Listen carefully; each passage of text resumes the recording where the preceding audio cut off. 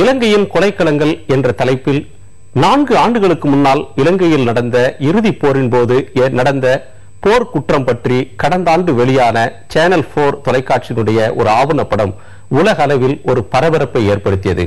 தற்போது மீண்டும் ஒரு ஆவணப்படம் மார்ச் மாதத்தில் ஜெனீவாவில் திரையிடப்பட இருக்கிறது. அந்த படத்தை இயக்கியவர் கெலம் மேக்ரி, இங்கிலாந்து நாட்டைச் சேர்ந்த இவர் 20 ஆண்டு காலமாக ஆவணப்படங்களை, போர் குற்றம் பற்றிய விசாரணையை, அது குறித்த ஆவணப்படங்களை எடுத்து வரக்கூடியவர். அவரது புதிய ஆவணப்படம் விடுதலை புலிகளின் தலைவர் பிரபாகரன் அவர்களது மகன் 12 வயது சிறுவன் பாலச்சந்திரன் ராணுவத்தின் பிடியில் படுகொலை செய்யப்பட்டார் என்ற அதிர வைக்கும் பல முன்னோட்டங்களை, புகைப்படங்களை இன்றைக்கு அவர் வெளியிட்டிருக்கிறார். அந்த படம் சர்வதேச அளவில் பல அதிர்வலைகளை ஏற்படுத்தியிருக்கிறது. அவரோடு ஒரு நேர்காண்போம். திரு மேக்ரி, பிரபாகரன் அவர்களது மகன் பாலச்சந்திரன் ராணுவத்தின் பிடியில் படுகொலை செய்யப்பட்டார் என்று நீங்கள் வெளியிட்டிருக்கக்கூடிய புகைப்படங்கள் போலியானவை, ஜோடிக்கப்பட்டவை என்று இலங்கை அரசாங்கம் மறுத்திருக்கிறது. அதற்கு உங்களுடைய பதில் என்ன? It isn't. It would be nice if it was, but I'm afraid it's not. இது போலியான புகைப்படம்னு கூறுவதை நான் மறுக்கிறேன். இதுல மொத்தம் 4 புகைப்படங்கள் இருக்கு. 2 கொல்லப்படுவதற்கு முன், 2 கொல்லப்பட்டதற்கு பின். இந்த புகைப்படங்கள் சுதந்திரமான தடயவியல் துறையினர் மூலமா துல்லியமா ஆராயப்பட்டு அவை உண்மையானதுன்னு உறுதிப்படுத்தப்பட்டது. இந்த புதிய புகைப்படங்களை பார்க்கும்போது அவை உண்மையானதுன்னோ போலியானது இல்லைன்னோ தெள்ள தெளிவா தெரியுது. இந்த புகைப்படங்கள் அனைத்தும் ஒரே கேமரால இருந்து எடுக்கப்பட்டது. இந்த புகைப்படங்களை பகுப்பாய்வு செய்ததுல இது எல்லாமே பழைய புகைப்படங்களோட ஒத்து போகுது. நம்ம கிட்ட ஏற்கனவே புகைப்படங்கள் இருக்கும்போது அதே போன்ற காட்சிகளை உருவாக்குவதும் அதனை புகைப்படமா எடுப்பதும் இயலாத காரியம். இந்த புகைப்படங்களை போலியானதுன்னு இலங்கை அரசு மறுப்பது முட்டாள்தனமானது. If you get one individual photograph, then you have to be particular. You can still prove whether it's genuine or not, but you have to be particularly careful. When you have anyone who is trying to fake photograph would not fake 2 photographs so that you could compare them and see where the changes were. You would not fake 2 photographs before, 2 photographs afterwards, and you would not try and reproduce an image of a situation artificially, which we already have video footage of and other photographs of. It is, I'm afraid, simply absurd and desperate to try and claim these are not true. I'm afraid they are true. There is no getting away from the fact they are true. They are accurate. The Sri Lankan government, I'm afraid, by simply denying the reality of these photographs, makes themselves look very, very foolish and make themselves look very, very guilty. இலங்கையின் கொலைக்களங்கள் என்று கடந்த ஆண்டில் இதே போன்ற ஒரு ஆவணப்படத்தை வெளியிட்டிருக்கிறீர்கள். இந்த படம் அதனுடைய தொடர்ச்சியா? இதனுடைய முக்கியத்துவம் என்ன? Well, this film represents the culmination of 3 years' work. So we see it. இந்த படம் எங்களது 3 வருட உழைப்பை வெளிப்படுத்தும். இதில் சில புகைப்படங்கள் நாங்கள் ஏற்கனவே வெளியிட்டது, ஆனா சில புதிய ஆதாரங்களும் இருக்கு. இலங்கை படையினரால எடுக்கப்பட்ட இந்த படங்களின் மூலம் போர்க்காலங்கள்ல அங்கு உண்மையா நடந்தது என்ன என்பதை நாம் தெளிவா அறிந்து கொள்ள முடியும். சர்வதேச சமூகம் இலங்கைக்கு எதிராக நடவடிக்கையை தொடங்க இந்த புகைப்படங்கள் கண்டிப்பா உதவும். இதற்கு முன்பா வெளியிடப்பட்ட 2 ஆதாரங்களை விட புதிய ஆதாரங்கள் போர்க்காலங்கள்ல மக்கள் வாழ்ந்த உண்மை நிலையை விளக்குவதா அமையும். இந்த காட்சிகளை பார்ப்பவர்கள் போர்க்காலங்கள்ல மக்கள் எவ்வளவு கொடுமைகளை அனுபவித்தார்கள், எத்தனை இன்னல்களை எதிர்கொண்டார்கள் என்பதை அறிந்து கொள்ள முடியும். In the previous films we've had to do we do a little short clip maybe showing a bit of an atrocity, but in this film I hope that you'll understand just the sheer day-to-day horror for the civilians of being endlessly bombarded, because we can show things at greater length, and I hope that the audience will be able to identify more powerfully with just how terrible the experience for the civilians was. What this footage I think shows, and this the fact that more and more footage is emerging, shows quite clearly that this is part of something systematic, that this was condoned or even probably indeed encouraged from the top.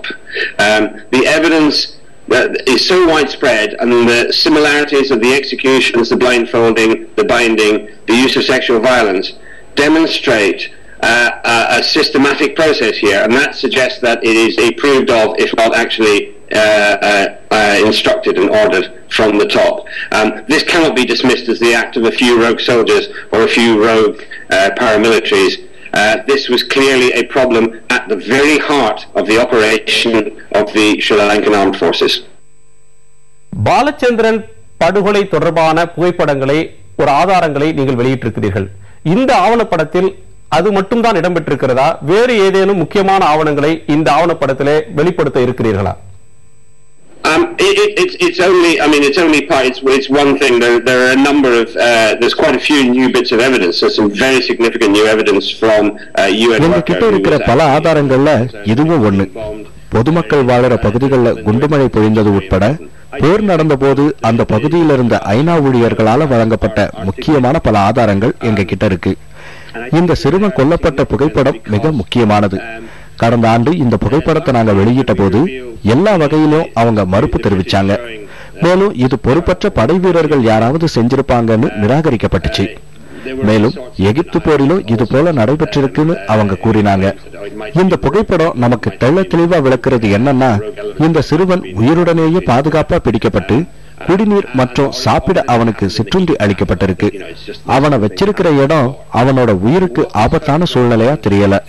அவன் மிக கொடூரமா உயர் ராணுவ அதிகாரிகள் முன்னிலையிலேயே கொல்லப்பட்டிருக்கான். இந்த சம்பவம் ரொம்ப கொடூரமான செயல். A snack and given some water. There was clearly no danger, no threat in the immediate area. The fact that this killing was so cold-blooded and was so deliberate, and apparently done in the presence of so many army officers, and apparently done with impunity, that I think is the cause of great concern, and that goes beyond simply the horror of this incident. கடந்த ஆண்டு ஜெனீவாவில் நடந்த ஐநா மனித உரிமை council கூட்டத்தில் இலங்கைக்கு எதிரான தீர்மானத்திலே இந்தியா வாக்களித்தது. ஆனால் தீர்மானத்தின் வாசகங்களை நீர்த்து போகவும் செய்தது. இப்போது புதிய ஆவணங்கள் போர்க்குற்றம் தொடர்பாக வெளிவந்திருக்கக்கூடிய சூழ்நிலையில் இந்தியா என்ன நிலைப்பாட்டை எடுக்க வேண்டும், எப்படி நடக்க வேண்டும் என்று எதிர்பார்க்கிறீர்கள்? The Indian government's role is absolutely central in this. The Indian government clearly is the nearest neighbor. இந்திய அரசாங்கத்துக்கு மிக முக்கிய பொறுப்பு இருக்கு. இலங்கையில மக்களுக்கு நீதி கிடைப்பதை உறுதி செய்யாவிட்டால் அது கடுமையான விளைவுகளை ஏற்படுத்திடும். போரின் இறுதி கட்டத்தில் நடந்த கொடுமைகளை சர்வதேச சமூகம் தட்டி கேட்க தவறிவிட்டதுன்னு பாதிக்கப்பட்ட இளம் தமிழ் தலைமுறை நினைத்தால் அவர்கள் புரட்சியில் இறங்கும் நிலை ஏற்படலாம். அதனால இந்த பிராந்தியத்தின் ஸ்திரத்தன்மை கருதியும் தமிழ் மக்களுக்கு நீதி கிடைக்கவும் சர்வதேச சமுதாயத்தின் முன்னெடுப்புகளுக்கு இந்தியா தலைமையேற்று செயல்படணும். இலங்கை அரசால நியமிக்கப்பட்ட நல்லிணக்க ஆணைக்குழுவின் பரிந்துரைகள்ல ஒன்னு கூட அந்த அரசு செயல்படுத்தல. நிர்வாக பணிகள்ல இருந்தும் கலாச்சார மற்றும் மத ரீதியான நடவடிக்கைகள்ல தலையிடுவதிலிருந்தும் ராணுவம் விலக்கிக் கொள்ளப்படணும்ன்ற பரிந்துரை கூட நிறைவேற்றப்படல. மாறாக ராணுவ செலவினங்களை கடந்த ஆண்டு இலங்கை அரசு அதிகரிச்சிருக்கு. அதனால சர்வதேச சமூகத்துக்கு கடமைப்பாடு இருக்கிறது. போர்ல தமிழர்களை வஞ்சித்ததற்காக இந்த புரட்சி ஏற்பட வாய்ப்பு இருக்கு.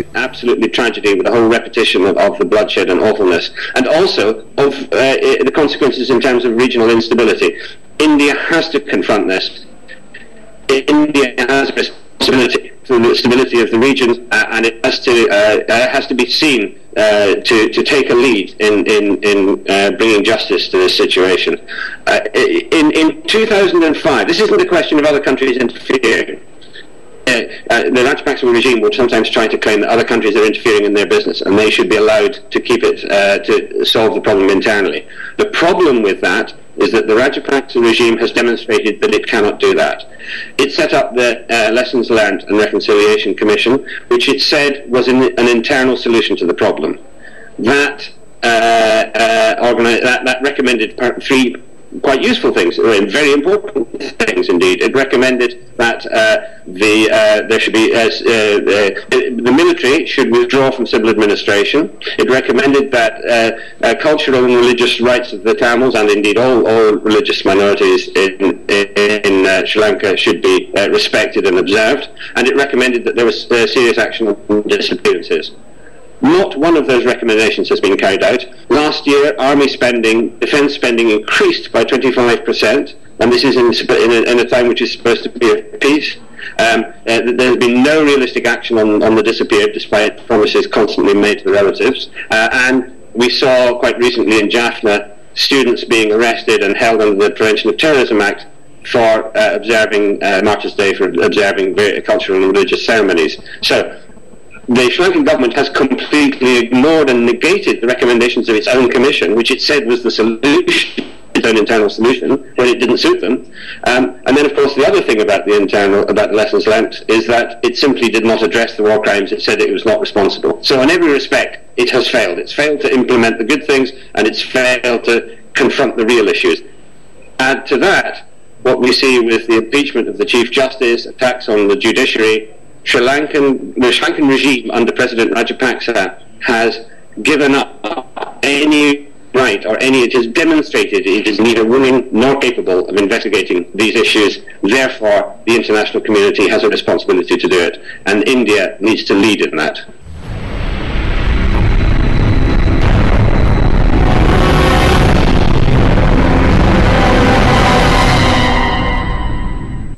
சர்வதேச நெறிமுறைகளை மீறி பலவிதமான போர்க்குற்றங்களை இலங்கை நடத்தியிருக்கிறது என்று அழுத்தம் திருத்தமாக சொல்கிறீர்கள். அப்படியானால் இந்த போர்க்குற்றங்களுக்கு பொறுப்பேற்க வேண்டியவர்கள் யார்? இதில் ஈடுபட்ட குற்றவாளிகள் யார்? Well, the situation is that if you have crimes, போர்க்குற்றத்துல வீரர்கள் ஈடுபட்டிருந்தா, அது தொடர்பா நடவடிக்கை எடுக்க தவறியிருந்தா, அதுவே ராணுவ தலைமை தனது கடமையை செய்ய தவறியதற்கு ஒப்பானது. ஜனாதிபதி தான் முப்படை தளபதி. அவரது சகோதரர் கோத்தபய ராணுவ செயலராக இருக்கிறார். போர் வெற்றிக்கு தாங்கள் தான் காரணம்னு உரிமை கொண்டாடும் அவர்கள் போர்க்குற்றங்களுக்கு தாங்கள் காரணமில்லைன்னு சொல்ல முடியாது. That this was approved of and actively condoned, then you have even more serious responsibility. And if, as the evidence is emerging, the behavior was actually ordered from the top, then there can be then the situation is even more serious on every single level. The highest echelons of this army have responsibility. Now they claim to be a very disciplined army, and in some ways they were a disciplined army. They claim to be have a very the president is the commander of the army. His brother Gotabay is also is the Secretary of Defence. Those men have said themselves that they are responsible for the conduct of war. They've said themselves that they claim the credit for the victory. They cannot then not claim responsibility for the appalling war crimes and crimes against humanity which were committed by their forces. Now, I should stress that there is blame on both sides, that the LTTE also stand accused of committing war crimes, and indeed there is evidence of significant war crimes, of the use of suicide bombs, of the use of child soldiers. These are crimes as well. But the important thing for the Sri Lankan government is a government which claims to be a democratically accountable government, which claims to adhere to international humanitarian law, cannot claim that the crimes of the LTT, the crimes of the other side, justify what they do. They cannot continue to hide behind the crimes of the LTTE. They must answer to them. They claim to be a democratically accountable government. They must answer these charges. இலங்கை ஒரு இறையாண்மை பெற்ற நாடு. போர்க்குற்றம் தொடர்பாக சர்வதேச விசாரணை அவசியமில்லை என்று அந்த நாடு தொடர்ந்து சொல்லி வருகிறது. தானே விசாரிக்க போவதாக கடந்த முறை சொன்னது. இப்போது இப்படியான ஒரு சுயேட்சையான நாட்டை, சர்வதேச போர்க்குற்ற விசாரணைக்கு, சுயேட்சையான விசாரணைக்கு ஒப்புக்கொள்ளாத நாட்டை என்ன செய்ய முடியும்? இதில் சர்வதேச அளவிலான சுயேட்சையான ஒரு போர்க்குற்ற விசாரணையை நடத்த வேண்டியது யார்? அதற்கு உத்தரவிட வேண்டியது யார்? இதற்கு முயற்சி எடுக்க வேண்டியது யார்? The point about this is that if you look at what happened in 2005, the United Nations unanimously, every single nation in the United Nations voted for a resolution which adopted the responsibility. 2005ல ஐநா சபையில் உறுப்பினர்களாக ஒவ்வொரு நாடும் தங்களுடைய குடிமக்களை பாதுகாப்பதற்கு உறுதிமொழி எடுத்துக்கொண்டுள்ளது. இந்நிலையில் தங்கள் குடிமக்களின் மீது ஏதேனும் போர்க்குற்றங்கள், மனித உரிமை மீறல்களோ நிகழ்த்தப்பட்டால், அல்லது அந்த நாடே மனித உரிமை மீறல்களில் ஈடுபட்டால் அவற்றை தட்டி கேட்க ஐநாவிற்கு முழு உரிமை உண்டு. ஆனால் இந்த விவகாரத்தில் ஐநா சபை தவறிவிட்டது. தற்போது ஐநாவிற்கு மீண்டும் ஒரு வாய்ப்பு கிடைத்துள்ளது. இப்போ இலங்கையில இழைக்கப்பட்ட அநீதிக்கு நியாயம் கிடைக்கவும் அப்பகுதியில் நிகழ்ந்த போர்க்குற்றங்களுக்கு யார் காரணம்னு விசாரிக்கணும். ரஷ்யா, அமெரிக்கா போன்ற நாடுகளின் நிலைப்பாடுகள் நமக்கு தெரிஞ்சிருந்தாலும் இந்தியாவின் நிலைப்பாடு மிக முக்கியமானது. இந்த விஷயத்துல அந்த மக்களுக்கு நீதி கிடைக்க இந்திய அரசாங்கம் இதை முன்னெடுக்கணும். The UN failed to do that, but now the UN has an opportunity to at least administer justice and investigate what happened and what went wrong and how this could, and who was responsible. They have a duty accepted unanimously by the entire international community at the UN to act on this. They must do so. However, of course, we all know that in the real world it is not as simple as that. That's the principle. What is key to making that kind of thing happen are the key and most important nations in this situation. And of course we know where China stands, we know where Russia stands, we know where America stands. The key country, it seems to me, is India. India has to be seen to lead the way. It is the regional leader. It has regional respect. It needs to take action on this, and it needs to lead the calls and support the calls for a genuine, credible international inquiry. இலங்கைக்கு எதிரான இந்த ஆவணப்படம், இலங்கையை குற்றம் சுமத்தி எடுக்கக்கூடிய இந்த படமானது சர்வதேச அளவில் இலங்கைக்கு எதிராக மேற்குலகம் செய்யக்கூடிய ஒரு சதி, மேற்குலகத்தினுடைய வெறுப்பு இது என்ற ஒரு குற்றச்சாட்டை இலங்கை முன்வைக்கிறது. அதற்கு உங்களுடைய பதில் என்ன? No, it's just that we've been accused of being part of some kind of Western conspiracy. I make films about war crimes. I've made. இலங்கைக்கு எதிரா மேற்கத்திய நாடுகளின் சதி திட்டம்னு எனது முயற்சி தொடர்பா குற்றம் சாட்டப்படுது. ஆனா பிரிட்டன், அமெரிக்கா ஆகிய கூட்டணி நாடுகள் ஈராக்ல நடத்திய போர்க்குற்றங்கள் தொடர்பா நான் ஆவணப்படம் தயாரித்திருக்கேன். பிரிட்டன், அமெரிக்கா, விடுதலை புலிகள் அல்லது இலங்கை அரசு என யாராயிருந்தாலும் அவர்கள் புரிந்த போர்க்குற்றங்கள் குறித்து புலனாய்வு செய்து படம் தயாரிப்பதுதான் எனது பணி. அதனால என் மீதான குற்றச்சாட்டு அபத்தமானது. அதை நான் கடுமையா மறுக்கிறேன்.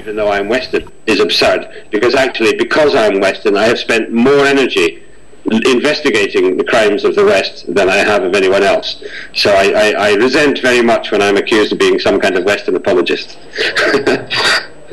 மிக்க நன்றி திரு மேக்ரி. லண்டனில் இருந்து புதிய தலைமுறைக்காக ஒரு பிரத்யேக நேர்காணலை நீங்கள் அளித்தமைக்காக உங்களுக்கு மிக்க நன்றி. நேயர்களே, இலங்கையில் நடந்த போர் குற்றம் தொடர்பாக பிரபாகரன் அவர்களது மகன் படுகொலை செய்யப்பட்ட விஷயம் மட்டுமல்ல, மேலும் எண்ணற்ற பல அதிர வைக்கக்கூடிய ஆவணங்கள் தம் வசம் இருக்கின்றன. இந்த ஆவணப்படத்திலே அவை வெளியாக இருக்கின்றன என்ற கருத்தை திரு மேக்ரி சொல்லியிருக்கிறார். அது எத்தகைய விளைவை சர்வதேச அரங்கில் ஏற்படுத்த போகிறது என்பதை பொறுத்திருந்து பார்க்கலாம்.